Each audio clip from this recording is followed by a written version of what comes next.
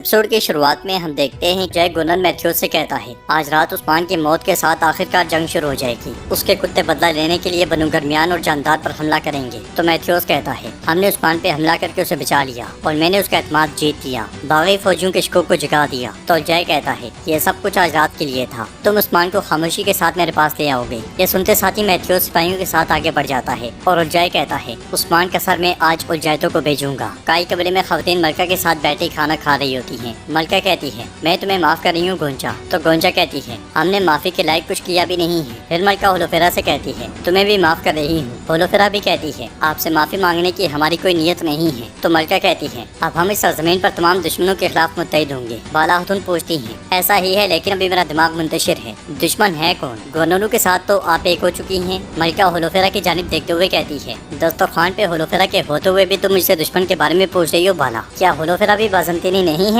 इसका मतलब कि तमाम बाज़ंतीनी दुश्मन नहीं है। जो हमारे मिजाज को समझते हैं वो दोस्त हैं और बाकी दुश्मन। जवाबन बाला खातून कहती है होलोफेरा इस खानदान की बेटी है, ये हमारी बेटी है। अब चूंकि हम दोस्त हैं मलका खातून, तो फिर मेरे बेटे की जान लेने की कोशिश करने वाले काजी रुकनुद्दीन को कत्ल करके उसके जगह जाली काजी को मुसल्लत करने वाले गद्दार को तलाश करने की जरूरत नहीं है क्या? अगरचे हम दोस्त बन गए हैं, क्या उस गद्दार ने मेरे बेटे की जान लेने की कोशिश नहीं की? तो मलका कहती है हम भी बहुत तशवीश में हैं कि ये गद्दारी किसने की। यह सुनकर गोंजा कहती है कौन कर सकता है? अलाउद्दीन को कौन क्यों मारना चाहता है? तो होलोफेरा कहती है इंसाफ पर यकीन न रखने वाला शख्स ऐसा कर सकता है। काजी अलाउद्दीन को बेकसूर ठहरा कर बरी कर देगा ये जानने वाला कोई। जवाबन मलका कहती है ठीक है ऐसा ही है, शायद उस काफिर बसंतीनी जिसने मेरे बेटे को कत्ल किया उसने ये गद्दारी की हो। तो होलोफेरा कहती है गद्दारी कहाँ से आई है ये यकीनी नहीं है, लेकिन एक सवाल मुझे परेशान करता है, एक बसंतीनी उस काजी के बारे में कैसे जान सकता है? क्या मैंने ठीक नहीं कहा? मलका परेशान होते हुए कहती है ठीक कहा। और जय के पड़ाव में बुरहान और खान से कहता है इंशाल्लाह अब से हम बोरसा में भी गज़लें गाएंगे। तो अलाउद्दीन कहता है इंशाल्लाह अल्लाह ने मौका दिया तो बोरसा के शहंशाह का ताज गिर जाएगा, हम कामयाब जरूर होंगे और मेरे बाबा के ख्वाब को हकीकत का रूप देंगे। इसी दौरान हसीओ वहाँ पे आता है और उरहान के पास जाकर कहता है उरहान बे आपके और उस्मान साहब के दुरुस्त रास्ते पर होने का मैं शुरू से ही मुतरिफ था, लेकिन अब मजीद यकीन कर चुका हूँ। मुझे बताएं मैं आपके लिए सब कुछ करने को तैयार हूँ। तो अलाउद्दीन खड़े होकर कहता है शुक्रिया हसीओ, तो फिर आप हमारे लिए बहुत ही अहम फरीजा सर अंजाम देंगे। हसीओ कहता है आपका सिर्फ बता देना ही काफी होगा। क्या है वो फरीजा? जवाबन उरहान खड़े होकर कहता है आप हमारे लिए मेगाजा में दाखिले की चाबी बनेंगे। यह सुनकर हसीओ हाँ में सर हिलाता है। उधर मेगाजा किले में उस्मान साहब कमरे में दाखिल होते हैं। कमरे में दाखिल होते साथ ही उन्हें अजीब सी बू आती है। वो इधर उधर देखते हुए कहते हैं ये किस किस्म की बू आ रही है? ये कहते साथ ही वो कुछ गहरी सांसें लेते हैं जिससे उनकी तबीयत बिगड़ने लगती है और देखते ही देखते वो जमीन पे गिर जाते हैं। उस्मान साहब के निढाल होते साथ ही कुछ बाज़ंतीनी सिपाही खुफिया रास्ते से अंदर दाखिल होते हैं और मुहतात अंदाज में चलते चलते उस्मान साहब के पास आते हैं। बाहर बाज़ंतीनी सिपाही एक बारूद वाला ड्रम लेकर आगे बढ़ रहे होते हैं, जबकि जेरकुतै छुपता छुपाता उनका पीछा कर रहा होता है, साथ साथ लिखता भी जाता है। आगे बढ़ते हुए उसकी नजर हथियारों वाले कमरे पर जाती है जिसमें बाज़ंतीनी सिपाही भी मौजूद होते हैं। वो कमरे को देखने के बाद आगे बढ़कर एकदम से छुप जाता है। बाज़ंतीनी सिपाही कमरे से निकलते हैं और आगे बढ़ जाते हैं।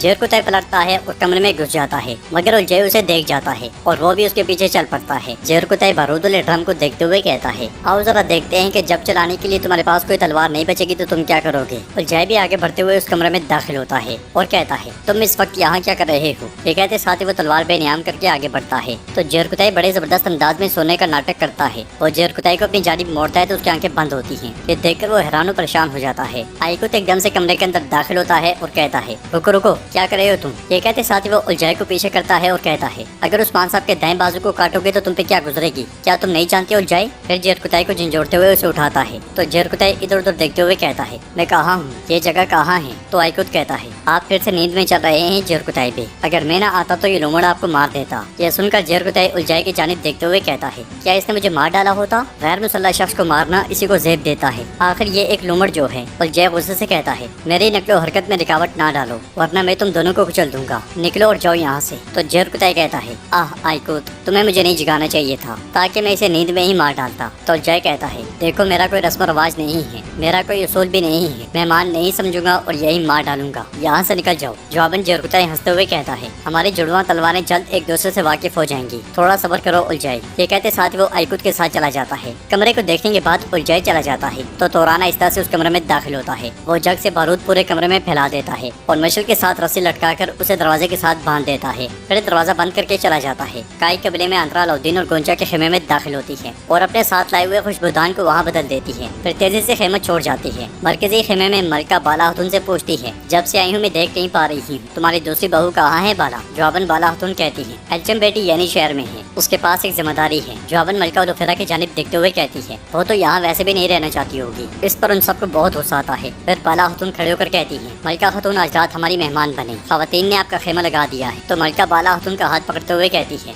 सदरान सियासत कर रहे हैं, वो शफकत और रहम के बारे में नहीं सोचते, उनकी फितरत ऐसी ही है, लेकिन अब से हम तुर्कमानों की माएँ भाइयों के दरमियान खून बहने की इजाजत नहीं देंगी। तो बाला खातून कहती है, इंशाल्लाह इंशाल्लाह, हम कई तो पहले दिन से यही चाहते थे। फिर मलिका आगे बढ़कर गोंचा से कहती है, मेरे कसूर को माफ कर देना गोंचा, और होलोफेरा तुम भी। अपने बच्चे को खोकर इंसान अकल से भी हाथ धो बैठता है। आप सबकी रात अच्छी गुजरे। ये कहते साथ ही मलिका खेमे से चली जाती है। उसके जाने के बाद फातिमा बाला खातून से पूछती है, माँ क्या आप वाकई इस औरत पर यकीन करती हैं? तो बाला खातून कहती है, नियत इसकी खालिस है या नहीं सिर्फ अल्लाह जानता है, हम होशियार रहेंगे बेटी, तुम सब भी अपनी आंखें खुली रखना। उधर अपने खेमे में खत पढ़ने के बाद गुंदू साहब सिपाही से कहते हैं, जल्दी से याकूब बे और इब्राहिम साहब के पास जाओ, हमारा दरवाजा हमेशा से खुला है, वो आए और रौनक बख्शें। ये सुनते साथ ही सिपाही चला जाता है। नाजरीन, इसके बाद हम देखते हैं कि मेगाजा किले में सिपाही उस्मान साहब को घसीटते हुए गवर्नर के पास ले जाते हैं। गवर्नर उस्मान साहब को देखकर कहता है, इतने किलों का फातेह, इतने बहादुर बाज़ंतीनी फौजियों का कातिल उस्मान साहब, अब ये एक बेज़र और छोटे कुत्ते की तरह लग रहा है। फिर तलवार बेनियाम करते हुए कहता है, क्या तुम तैयार हो सिपाहियों? आज हम एक तुर्क अफसाने के खात्मे का मुशाहिदा करेंगे। तुर्कों में सबसे मजबूत, आज मेरी तलवार के साथ इसकी मौत की तारीख रकम होगी। तुम्हारे सर के कई उम्मीदवार होने के बावजूद तुम्हारी जान तो मैं ही लूंगा उस्मान, तुम मेरी तलवार से मरोगे। ये कहते साथ ही वो उस्मान साहब को मारने के लिए जैसे ही तलवार आगे बढ़ाता है तो उस्मान साहब उसे लात मार कर पीछे कर देते हैं। गवर्नर की तलवार लकड़ी में जा लगती है। इसलिए में उस्मान साहब के जांबाज भी वहाँ पहुँच जाते हैं और वो तीर मारकर बाज़ंतीनियों का काम तमाम कर देते हैं। उस्मान साहब गवर्नर के गले पर खंजर रखते हुए कहते हैं, अच्छा तो तुम मारोगे हाँ, मगर तुम मेगाजा की फतह नहीं देख पाओगे। ये कहते साथ ही उस्मान साहब उसका गला काट डालते हैं और मजीद आने वाले बाज़ंतीनी सिपाहियों का काम भी उस्मान साहब के जांबाज काट डालते हैं। उस्मान साहब खड़े होकर कहते हैं, कब्जा नहीं बल्कि फतह। फिर जरकुतै से कहते हैं, जरकुतै अगर तुम इसके लिए खुफिया हमला ना करते तो हमारी हालत काबिले रहम होती। जवाबन जरकुतै कहता है, मेरी नाक खाने की भूख को महसूस करने से ज्यादा इसमें तेज है हुजूर, वो इन कुत्तों की खुशबू भी सूंघ लेती है। यह सुनकर उस्मान साहब मुस्कुरा देते हैं।